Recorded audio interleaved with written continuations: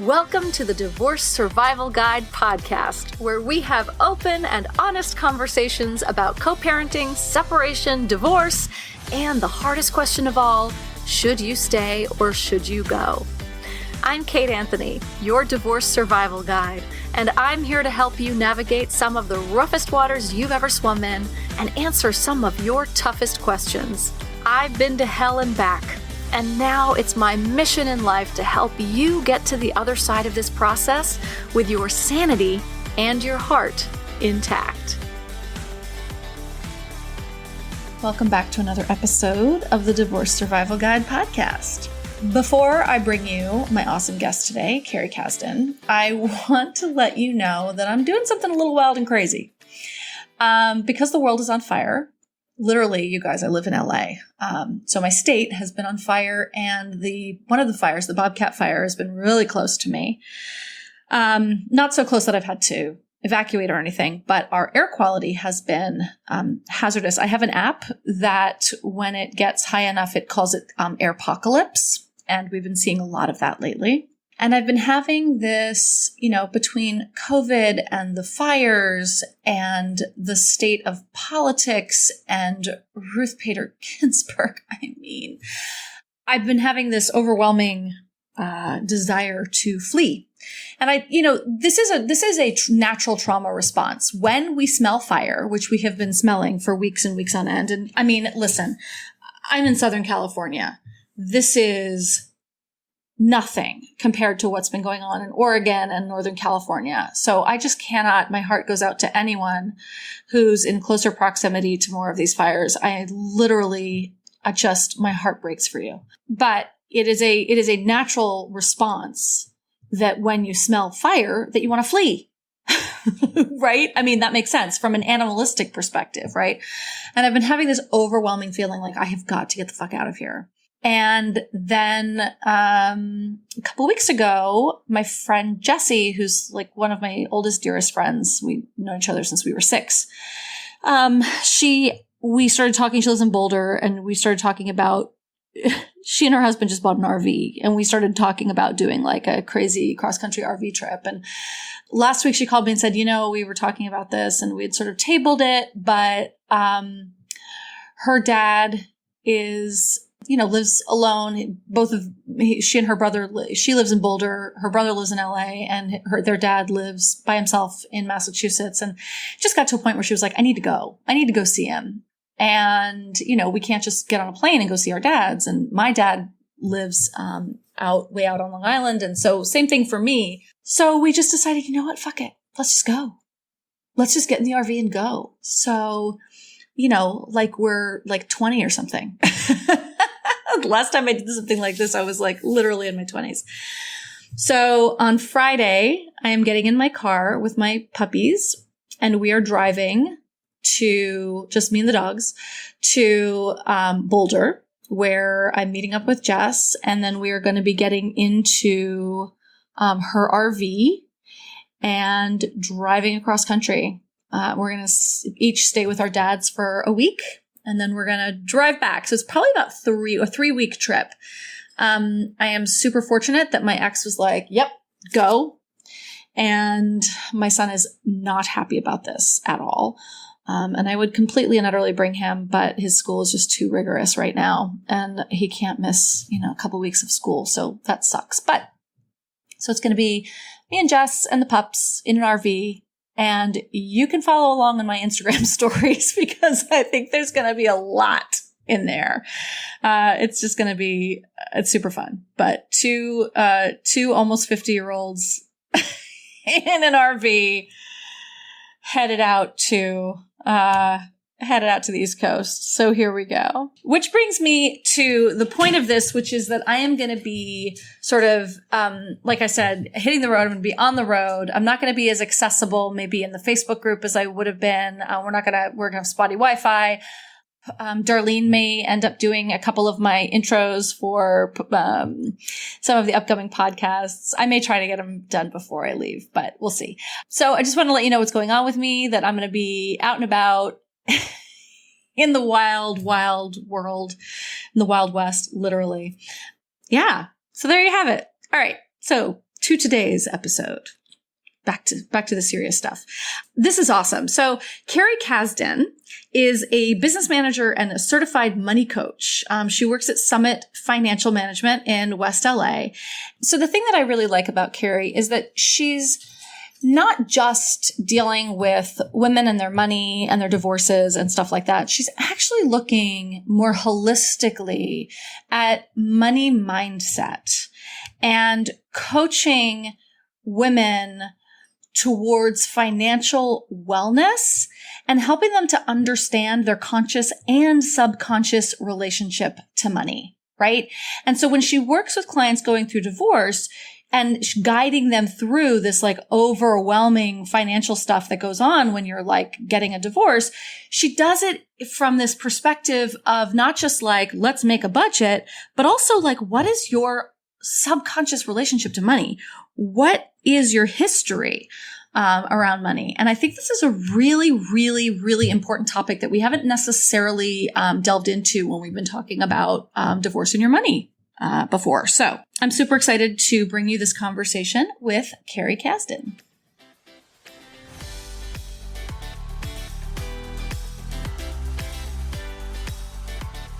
Carrie, thank you so much for joining me today to talk about money.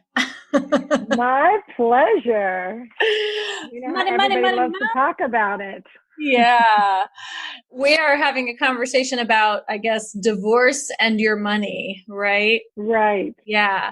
And you have a really interesting approach to talking about money. You say that you help people understand their conscious and subconscious relationship with money, which is, I don't think we've ever had a conversation on this podcast about sort of people's money stories and their history around money. And I think so. I love that you actually help people look at that while going through making all of these decisions. So how do you help people do that? First of all, I think it's a great tool for everybody to understand their relationship with money, whether they're married, single, going through a divorce, because so much of our patterns around money and our behaviors are subconscious, and they were formed very early in life that we've just been going through, 10, 20, 30 years living out these patterns. Some work well for us, others don't. Yeah. And when you look at the reasons people get divorced, I think money's in the top 3. Yeah, right. What does it mean when you say that people have a conscious and unconscious relationship with money? Because I think there are a couple of interesting things to pull apart there. One is that people have a subconscious relationship with money. And the other is that this is actually a relationship, right? Like even that in and of itself, this is a relationship, can be a little bit of a mind bend for some people. Well, what's interesting is I've been doing business management for over 20 years. And so, from where I sit, I see how 25, 30 people spend money all differently. Yeah. And so I always found it fascinating which clients are able to save and which clients, no matter how much they make, spend. 6 years ago, I met this amazing woman, Deborah Price, who runs the Money Coaching Institute, and I became trained as a money coach. And it really helped me to understand the psychological patterns. Now, it's not your personality, but there's different money archetypes. And they're formed a lot of times by what we saw as a child. My mother was this way with money. My father was that way with money. How that sort of shaped us. And then we take that into adulthood. Sometimes we hide money from our spouses. Sometimes we overspend. Sometimes we save too much. But people don't really understand. So from the outside, you could say, oh, well, this person spends a lot, because they don't have a job and they have extra money, and this is just how they fill their days. Right? You could say that. But when you dig deeper and you really kind of do the work and people are honest, a lot of times it masks a lot of insecurity and a lot of pain. And so when we go back and we understand where the patterns began, the stories that Maybe we're told to people as a child from their mother or father that, you're judged by your external appearance. Let's say if that's your story, we can then start to work on some concrete steps to change that patterning, to change that relationship. So, I don't want to say it's your personality, because obviously our personalities are very complex and much more than just the little piece that has to do with money, but they are behaviors and they are patterns.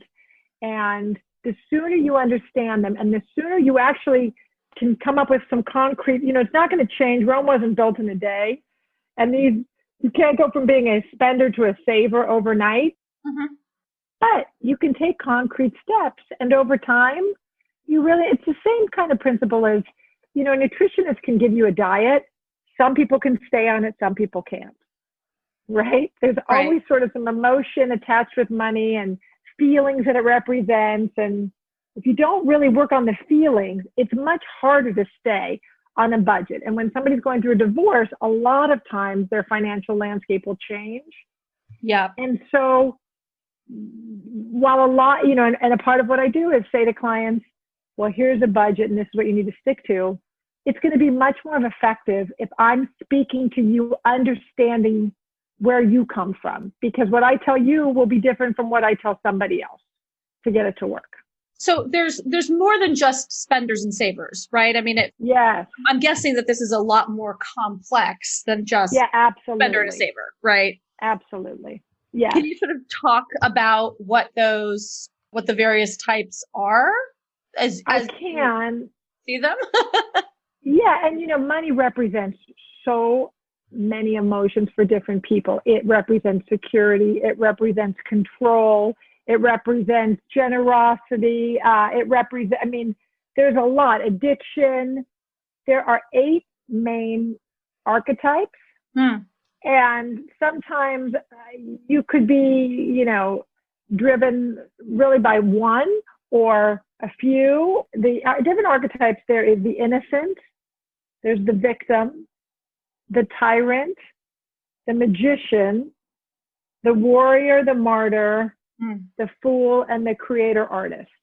And these are just names. And within each of these names, they represent, each one has a list of characteristics. And you may find one characteristic in several. It's which one is sort of dominating your conscious patterning and your spending. And when we know that, and if it's one that's not getting you to where you need to be financially, you need to make some changes on that. I bet, like everything, right? It's not like, it's like your love language, right? We all are like, well, I like all of them, or like, exactly. right. It's not black and white, right? You're not. It's never black and white, and it changes. If you had a very domineering parent, let's say, that took control of everything, and you just were able to go through life kind of like, okay, everything's taken care of for me, I don't have to worry about anything. That pattern may continue into your marriage, right? So now you're this happy-go-lucky kind of trusting, innocent. You didn't really have to make any decisions because they were always made for you. And now, boom, something happens for who knows why. And you find yourself single for the first time in your adult life. Well, you've had all those years of patterning, and now you're sort of out to sea, lost. You don't really know. So now you may have money. It could be very scary for you. It could be very intimidating for you. You don't know who to trust. You may trust the wrong people. So understanding your patterns will help you sort of make those choices, I think, a little more wisely. Yeah, it's interesting too, right? Like I know that there are, like you said, right, in terms of like a spender or saver, right?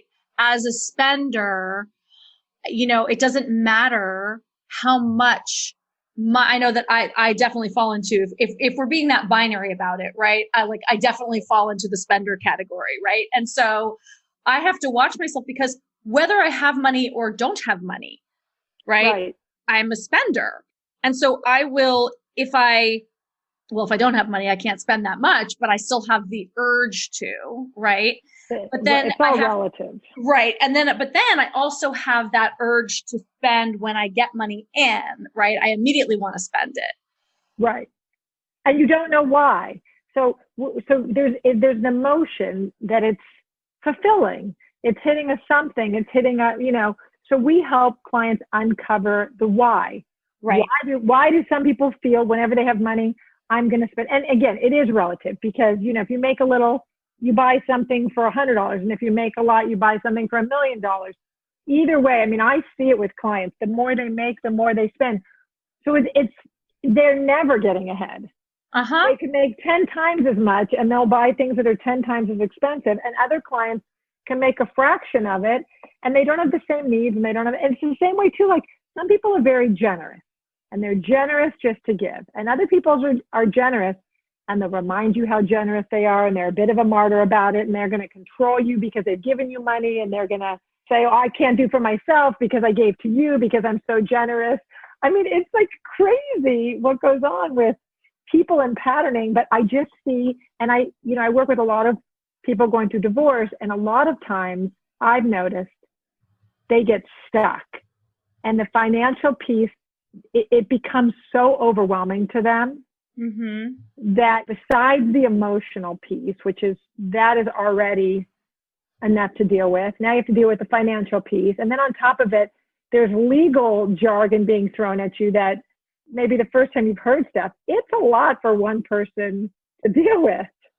It is. And I always say that we are making our biggest legal and financial decisions of our lives in the midst of the biggest emotional upheaval of our lives. And it tends to be a really bad combination for just that reason, right?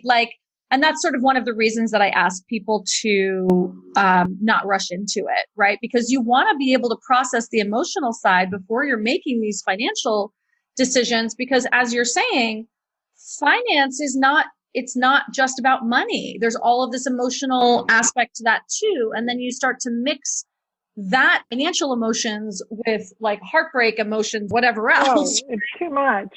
It's too much, right?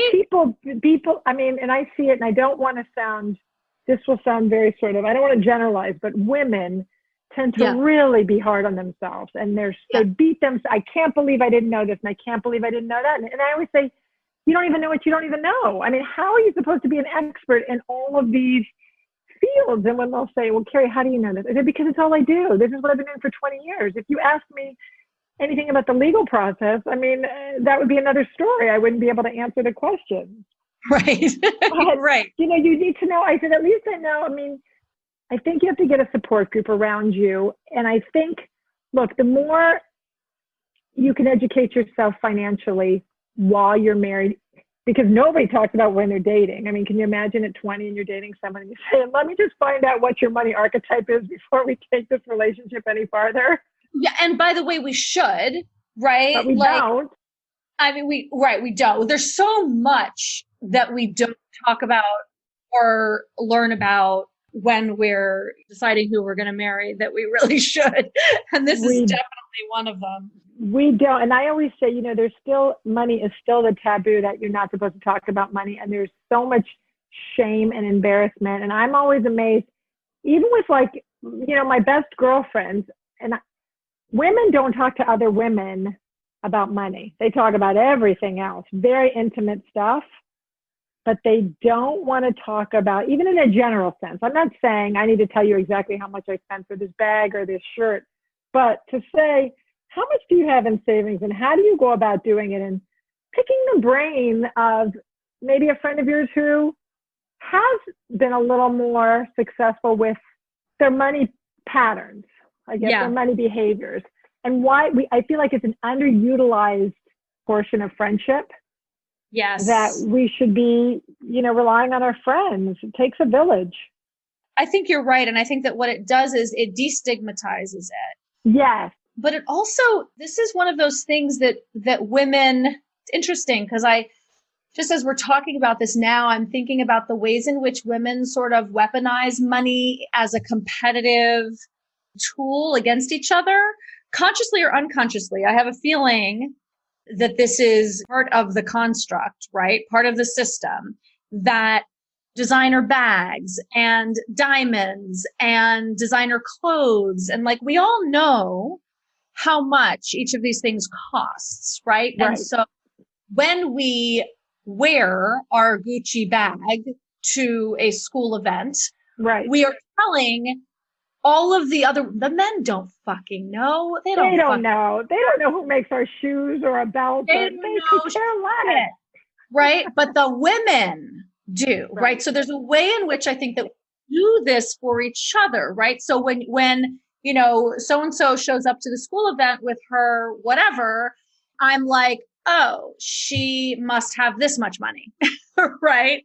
Or I know how much she spent on her purse, right? I don't know how much money she has, but I know how much she spent on her purse. Right. And then we create a whole story about that. Oh, doesn't she have a perfect life? She's at the school event with her 2 perfect kids, and her husband must be perfect because she has a Gucci bag and she pulled up in a Range Rover. And if only I could have her perfect life.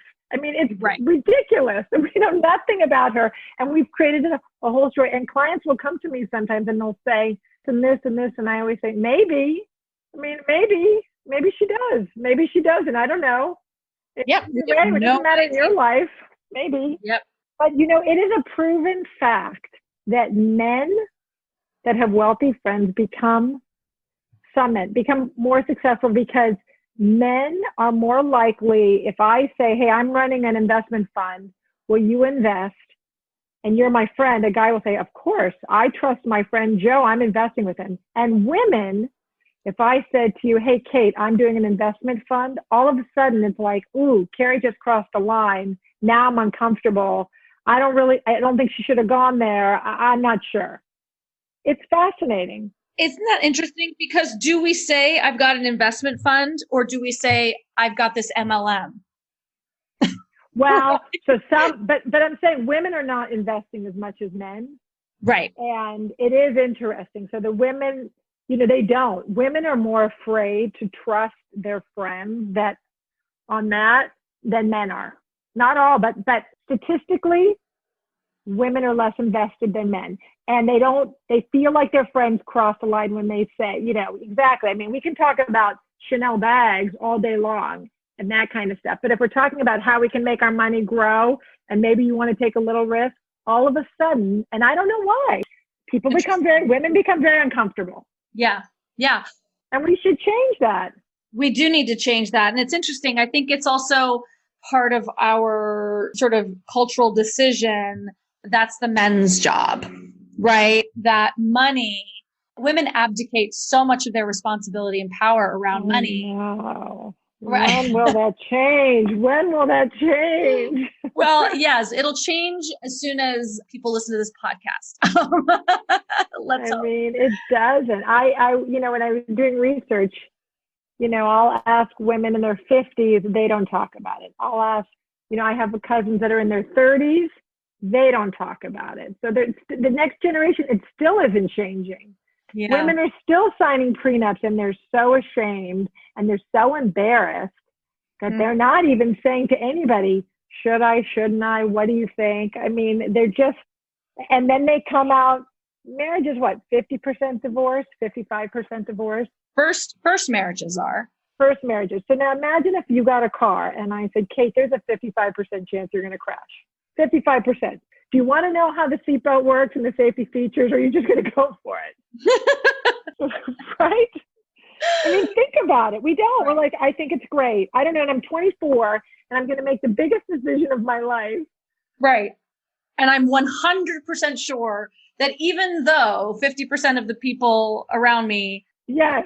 Not me. In the country, but not me. Absolutely. Okay. And then that number grows, right? Because for second marriages, it's higher. It's 68%. That's for right. Third, it's 74%. But so can you imagine that that leap? I mean, can you imagine? And people will say, but you know, and I always say, listen, I'm sure you're not going to get divorced. I'm sure, because who gets divorced? Oh, that's right. More than half of the population gets divorced. But let's assume it won't be you. But just in case, go on a wild journey with me. In case it does, let's just kind of talk about some options, some protections, teach your daughter, I mean, it's important. Yeah. We still aren't teaching our girls the way we're teaching our boys. And the schools still are teaching subjects like trigonometry and calculus. And I'm not taking anything away from those because we all know how often we use trigonometry in our daily life. Oh my God, like all the time. It's crazy. All the time. I've used it 3 times already today, but we're still not teaching about investing, about compounding interest, about budgets. I mean, my son had one project in 7th grade, which was great, but that was it. There was just one project. Right. In 7th grade. In 7th grade, we had to get a job and kind of figure out taxes and what an apartment, you know, that's great in 7th grade. My son's school took them all to IKEA, gave them all a budget, and told them that they had to like outfit a dorm room or something, or which was great actually, except that they forgot to tell IKEA that they were coming, so they got kicked out. Right. That's how well prepared our kids are. I mean, and listen, our kids, everyone's going to have to spend money. So, I mean, can't we need to teach our kids about value? And you look at, I think it's like Sweden and the Scandinavian countries where the happiness is the highest, right? Yeah. I believe and their materialism level is the lowest, I believe. Right? It's one of the lowest. So we know that we're living in the when we know better, we can do better. When we understand, and by the way, when we understand our own money archetypes, we have a better chance of what we kind of model for our kids and making changes. So we can't blame our parents. Our parents did the best that they could, but we can do better for our kids. So, okay. So how do you know which money archetype you are? I do a whole sort of 4-step process where we start off with clients and we go through their whole money history. And then we, look at sort of adjectives that describe them around money and their mother and their father. And then we sort of do a step on what you picked up from which parent. And then we do this money type quiz, which I send to you. So when you answer these, you just check off a bunch of adjectives that describe how you are around money. And now we have these archetypes. And now we see which ones are really driving you. And then we can kind of work on small but significant steps to change those, if those are not leading you to where you want to go. So what kinds of steps are you talking about, right? So let's say like my archetype is like the martyr and I want to be like more empowered, and I don't know what would be more empowered. Okay, so here's a perfect example. I had some clients, let's just say, they have low self-esteem. All of their feelings of value came from external things. So now they get invited to, when you go to these charity events, right? There's always like shopping attached if you've ever been to any of these ladies' luncheons. Right. So they get there and they're like, oh, I know how I can feel great. I'm going to buy all this stuff. Or not even a charity event. I'm going to go to a store and the women at the store are going to be really nice to me and I'm going to buy all of this stuff. And then they leave and then they feel shameful and then they feel used and then they feel guilty, which is not the point. I mean, if you're going to go out and shop, enjoy it. Right. Get that stuff and enjoy it. So we sort of say, okay, let's just prepare yourself. You're going shopping to, whatever you're doing. Let's make a list of what you need. We know it's the holidays. It always comes a lot at the holidays. You go crazy. Let's make a list, whatever you're going to spend on whoever you're going to spend it on. But now at least we're mindful. Now we have a plan. So we don't feel like, it was like a free-for-all. It's like if you're on a diet and they give you a shopping list at the market, don't go to the market when you're hungry and you're just out of control and you're just spinning your wheels all over. So that would be like one example. Okay. Of a significant step. Yeah. Right? If you spend money unconsciously all the time, we may say, listen, you now need to keep a log of every penny that you spend. Okay. And then you're going to say, oh my God, I had no idea that, I go to Starbucks and I go to, you know how much we spend at CVS? I mean, who doesn't go to CVS or Target? CVS. Yeah, exactly. That's what I was going to say. Fuck CVS. It's Target. That's the problem.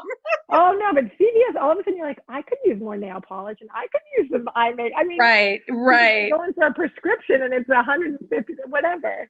Right.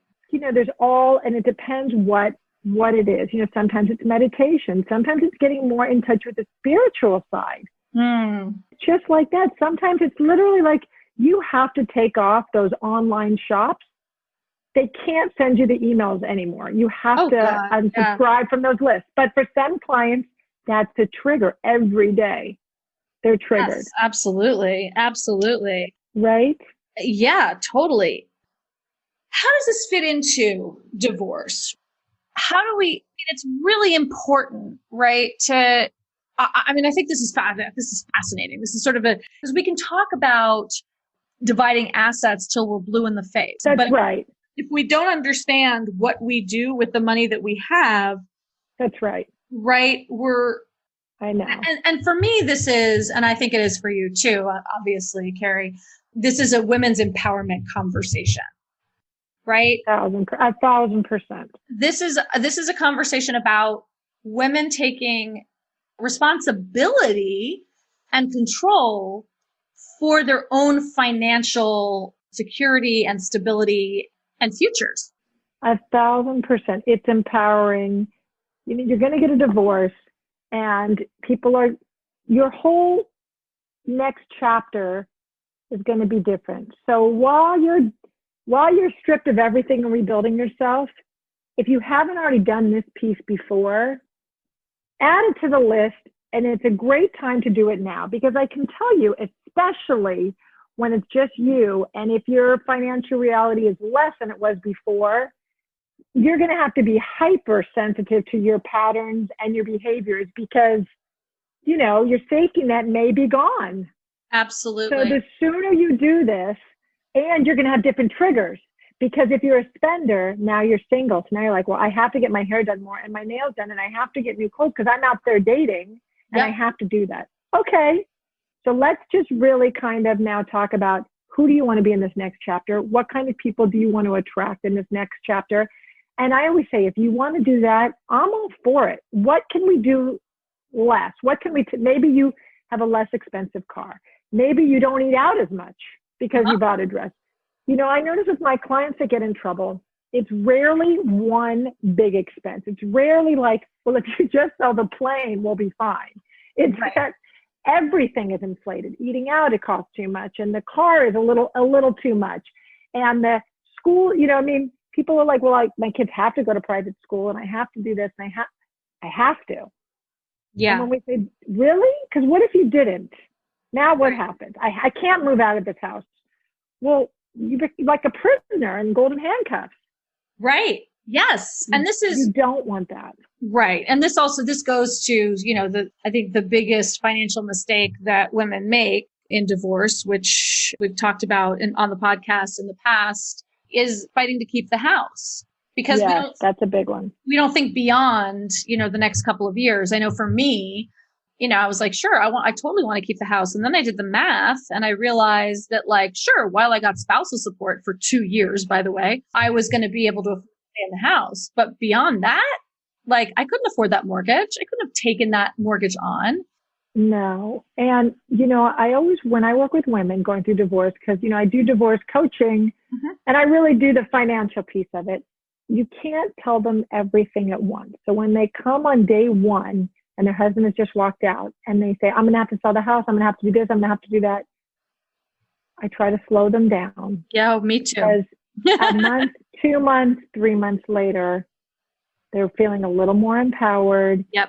Feeling a little more like, okay, I don't have to sell the house. I'm going to now choose to sell the house, because the security of knowing I have that money in the bank is going to make me feel better than worrying about the roof leaking and the plumbing and the utilities. And I'm going to have more freedom, and I can create more of a new chapter. Right. So a lot of times it's just rephrasing and slowing them down, getting them in touch with their spiritual side, getting them mindful and understanding their patterns, so they don't feel like a victim of, this is being done to me.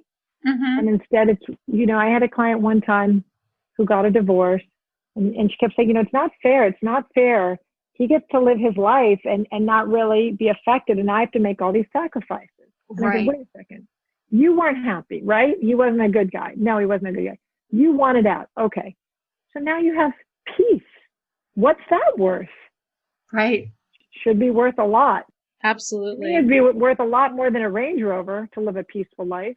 I always say that I went from a very, very, very comfortable life with my ex-husband, who does very well. And I gave it all up. I gave up the beautiful house that I loved. I gave up the luxury car. I gave up the full bank account, all of that stuff, the vacations and the travel and the yada, yada, yada, right? And the jewelry. And I gave it all up for my peace of mind. And there have been times over the past 11 years, 12 years where I've been like, oh, fuck, that would be really nice right now. Right. But I've never regretted it because the peace and the happiness and, there's no loneliness like being alone in a marriage. That's the worst. And it's a lonely feeling when you're married to not a great guy or you're in not a great relationship and he's throwing material things at you and it feels good for a while. Yeah. But then I think in those quiet moments, and you're not going to share it with your friends, not so great. I wouldn't trade it.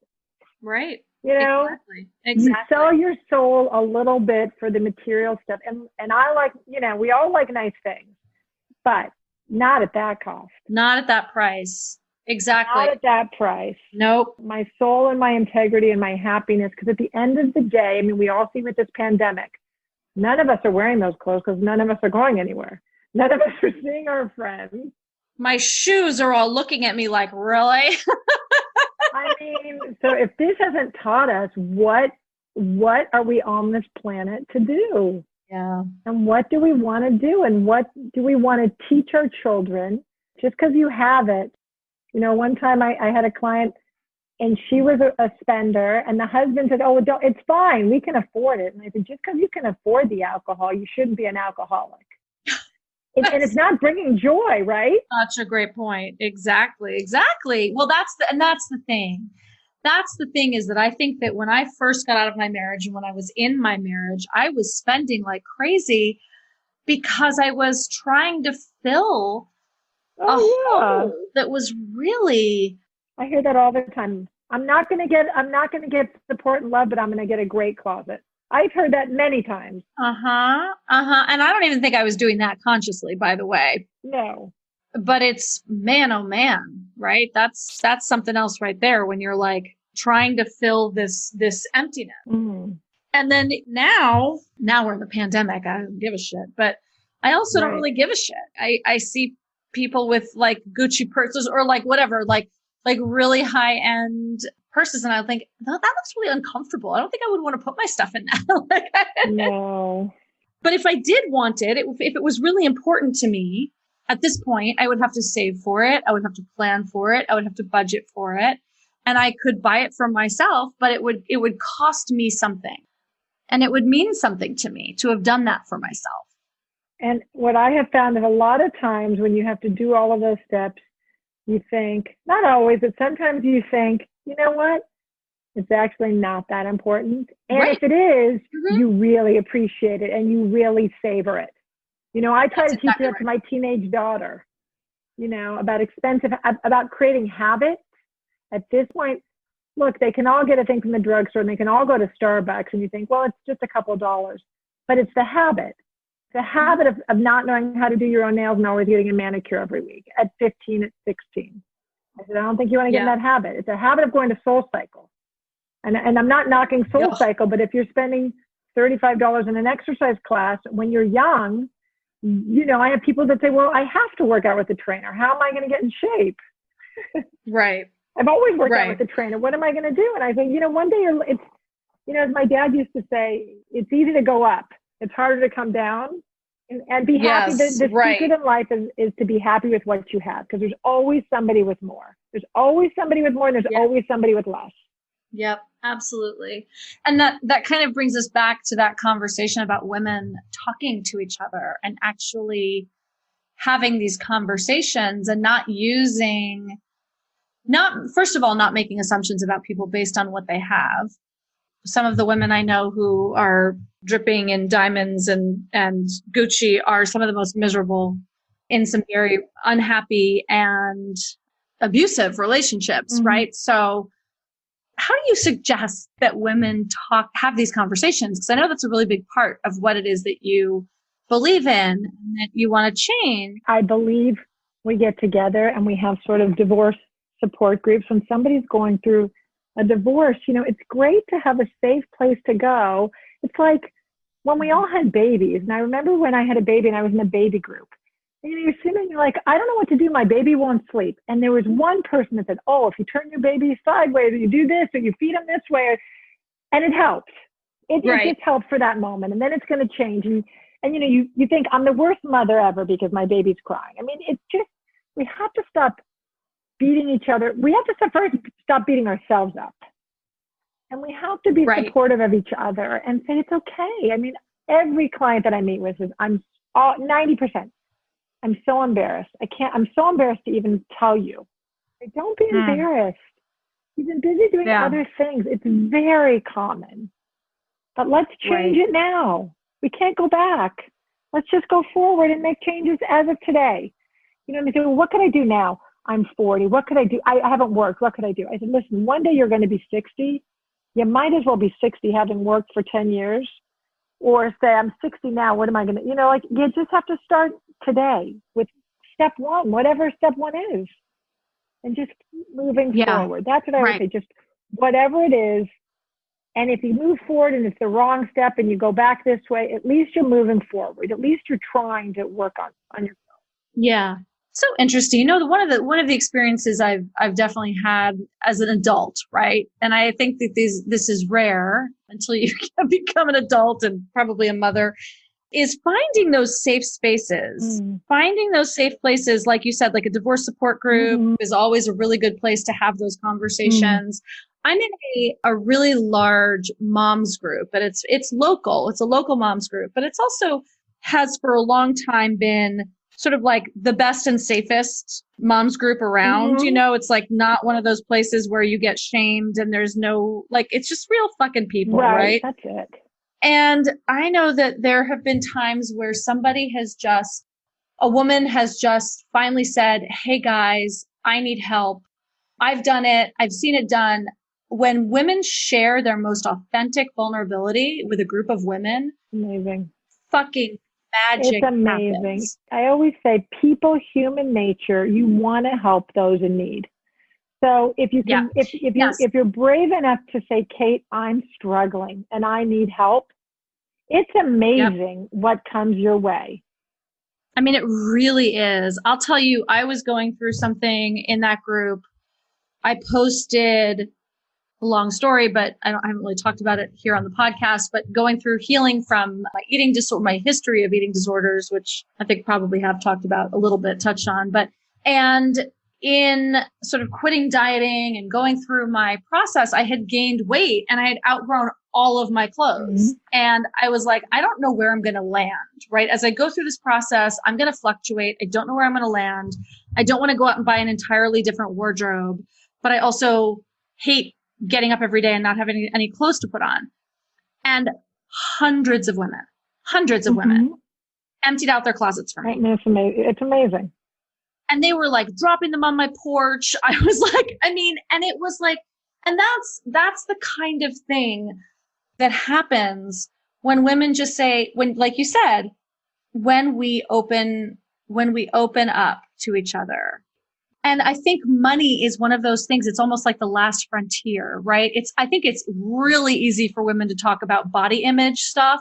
It's hard to talk about, but I think it's easier for us to talk about that than it is about money. I think you're right. People talk about that. Some people talk about sex and whether they're having it or not having it with their spouses or whatever. But money is really like sort of the last. People are more open to talk about religion, and people are talking about politics now more than they ever did before. We're not talking about money. And we don't need to be around anyone that's going to make it. Nobody's life is perfect, and nobody should judge somebody else for whatever. And if you were, listen, I know people that one time I had a client and she said, my husband's cheating on me and I want to get a divorce. Okay, fine, whatever. And then, but they had children together and she didn't want to deal with all the financial, making these decisions because she had never done it before. And I said, listen, you have to deal, she says, I just don't want to deal with this. I said, you have to deal with one thing or the other. I'm not judging you. You either have to deal with him cheating on you or your finances. You have kids. It's not an easy decision. And she ended up getting back together with him, which, listen, it's her life. It's her reality. It's not an easy decision. I would never judge somebody for that. No. So it's just, you need people to say, okay, I fucked up. I can do better.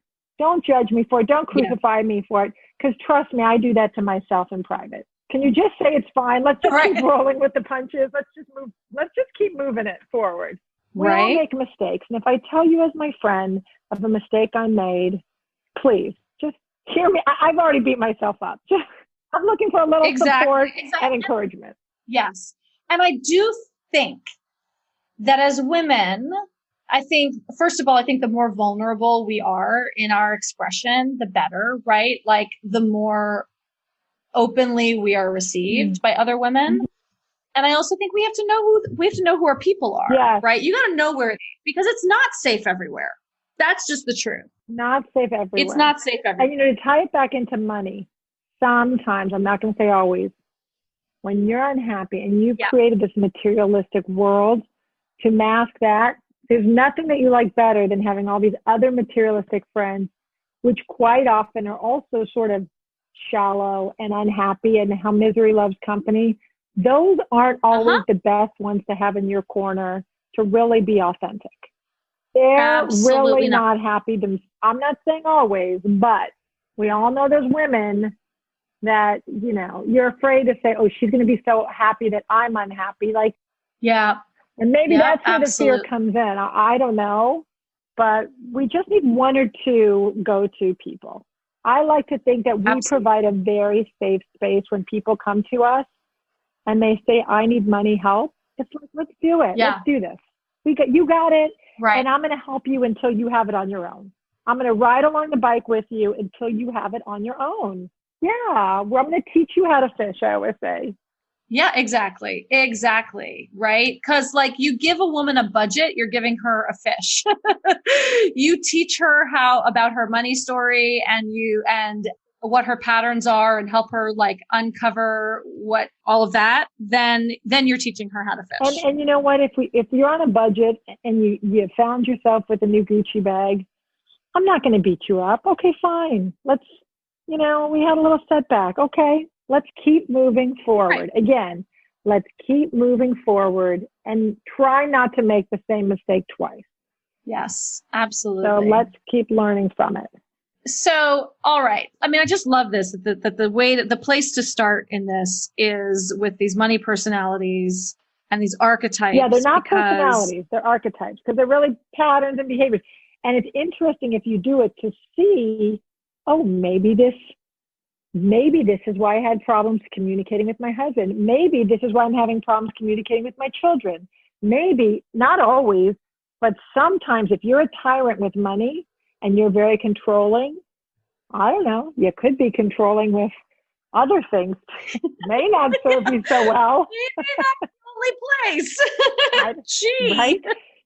Maybe if you're really reckless and careless and irresponsible with money, I don't know, you could be really reckless and careless with other things in your relationship. Maybe that caused some problems in your relationship. Exactly. And if you're divorced, maybe you don't want to make those same mistakes the next time around. Exactly. That's exactly what I was going to say, because that's the reason that the divorce rate increases with second and third marriages, is that we're just repeating the same patterns and we're not taking responsibility for our part and where things fell apart. Right. Yeah. So I think the sooner somebody gets in touch with this, you do not have to be divorced to understand your money patterns and archetypes. The sooner you do it, I think it's helpful in any relationship. And it's helpful for you to do it. It's helpful for your partner to do it and see, I have clients where, and again, this is the generalization because we haven't done these archetypes for them, but one is a spender and one is a saver. So you can imagine how they fight over that. Now, sometimes if you just understood it, you can come to a middle ground and you don't have to get divorced. Right. That's right. I think that's right. Which is a lot cheaper. It's a lot cheaper to do money coaching sometimes than divorce. Right. That's the one thing that's causing a lot of headache in the marriage. Yes. There's other stuff going on. Okay. But sometimes this is the key, and there's the secret. And one thing your patterns then lead to lying and secretive, and then you're in debt, and then you don't tell your spouse. And I've had clients do that, and I say, that's like financial cheating. It's a nightmare. Yeah. It becomes a nightmare, and it's not fair. And I don't know the number, but more often than not, the woman comes out on the short end of the stick. Mm-hmm. Absolutely. I hate to say it. It's true. It's not changing as much as it should change, considering how far women have come. Yep. Yeah, there was a study that was done, I don't know, 3 or 4 years ago, maybe, that men's, what was it, their lifestyle or their something increased by like 10% or 17% or something in divorce, while women's standard of living decreased by like 27%. Yeah, I mean, it's unfortunate, but it's true. Unless you are the primary breadwinner as the woman, and again, you can sit in my office and say it's not fair, and I'm going to say it's not. Okay, and how long are we going to stay with it's not fair? Right. A year, 5 years, it's not fair. I agree, it's not fair. Okay, next. Right. Exactly. Great. Now, how are we going to empower? Because that's not empowering. Right. That's so now not what steps are we going to take to empower you through this into a better future? No, you have another friend that wants to see you stuck that will sit there and say, you're right. He was a jerk and you deserve more. You're not getting more. So like, it is what it is at this point. Let's figure out how to empower yourself so you can get it on your own. So good. So important. So great. Carrie, where can people find you? Because I think this is such an important topic and so important. I think everybody needs to do their money. I agree. I am passionate about educating men and women, but unfortunately, I don't know why men are they know more often than women do. So I'm really passionate about empowering young girls before they go to college and make these mistakes. Yes. And then before they get married. And then if they're married and they've been out of the game, it's never too late. Yep. So they can find me on my website, summitla.com. Excellent. And we will link to that in the show notes. Do you have the quiz on your website? I do have the quiz. I do have the quiz on my website. Excellent. So you can go to my website and take the quiz and can have a consultation to see if you want to go forward with money coaching. I mean, you have to be willing to do the work. And, I guess you don't, but if you want to get really good results like therapy, you don't want to go to therapy and not be on. You don't want to lie to your therapist. Right. Exactly. So not really worth them. You'll get out of it what you put into it, which is kind of what you find in life, right? Exactly. In relationships, you get out of it what you put into it. Exactly. Wise words. Well, thank you so much for coming on the podcast. My pleasure. Thanks for having me, Kate. It was great. I love it. Thank you so much. Anytime.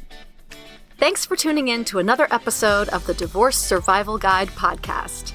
If you like what you hear, head on over to Apple Podcasts or wherever you listen in and leave me a review. And don't forget to follow me on Instagram at the Divorce Survival Guide. I'll see you next time, and until then, remember, you, my love, deserve to be happy.